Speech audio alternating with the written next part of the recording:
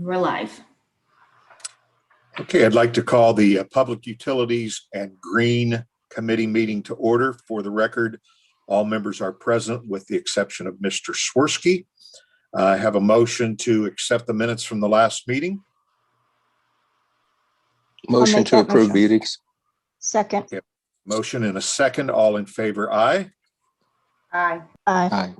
Okay, very good. We have one item coming before us today. This is an ordinance authorizing the Director of Public Service or his designee, after publicly advertising for bids, to enter into a contract or contracts for the replacement of lead service lines at residences throughout the city of Akron and declaring an emergency.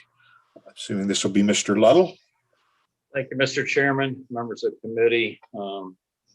We've talked about lead services in the budget. Obviously, you know about the grant that we received from the Ohio EPA for $2 million.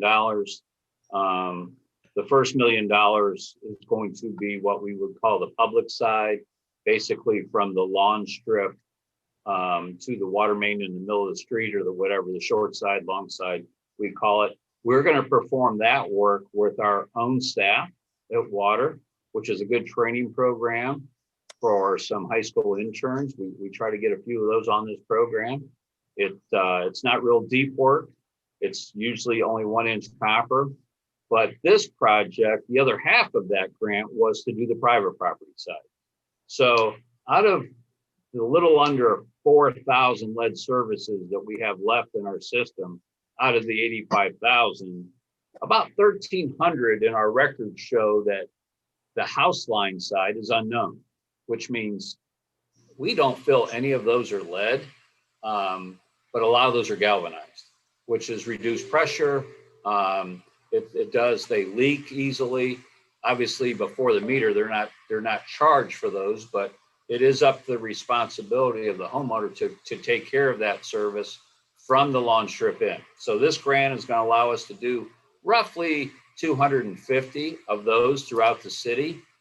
When you look on our map, and I think most of you have probably looked on our website for lead services, houses built after 1940, a lot of those do not have lead services. So there was a lot in Ellett, a lot in Kenmore that do not have a lot of lead services.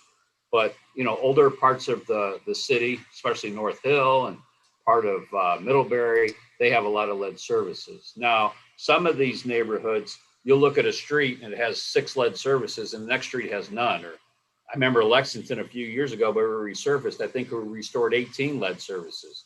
Well, somebody that's been around a while, like Mr. Fusco, he'll remember when we did those CDA projects, when we rebuilt the road, we got rid of all those lead services in the 90s when we got those funds. So one street will have none, the next street will have like 15. You think, how could that even happen? The neighborhood's the same age. Well, that's what happened. And that's what we're trying to eradicate now, is get rid of these lead services. And it has been a goal of the mayor's to get rid of these. So we're kind of excited about this program because we're not going to attempt to do private property with our own staff. It could involve a retaining wall. Logistically, it gets to be sometimes challenging. So roughly about 250, we'll spread them out amongst all the wards to try to even it up to get rid of these unknown private property side. So this funds is 100% funded. What we do, we manage the project. We got a loan through the water supply revolving loan fund. And then once the project's done, we submit that to the EPA and we're reimbursed for those funds. So with that, I will take any questions. Chris, I'm assuming anytime we would do a full depth improvement on a street, that's addressed at that time?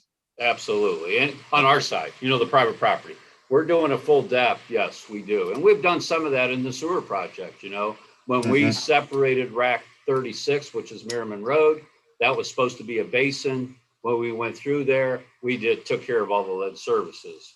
We did part of that over behind Mason School.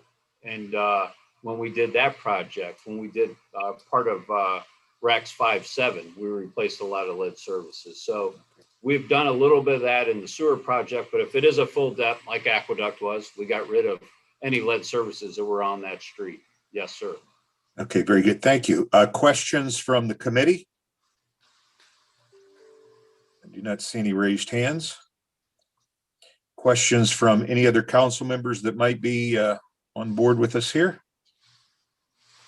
Okay. Mr. Little, what would be your pleasure in this? Consent's fine, sir.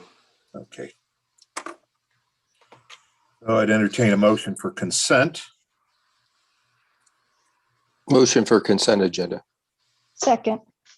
Have a motion and a second for consent. All in favor, please let it be known by saying aye. Aye. Any opposed? Okay, that item will be placed on the consent agenda. And Chris, thank you so much. Thank you, sir. Have a good day. Okay, we are adjourned at 2:51 if there's nothing else to come before us. Our next committee will begin at 3 o'clock, and that will be the Budget and Finance Committee. Those committee members are Freeman, Amobian, Malik, Baylor, and Lombardo. And we can go ahead and stop the live stream and come back at 3.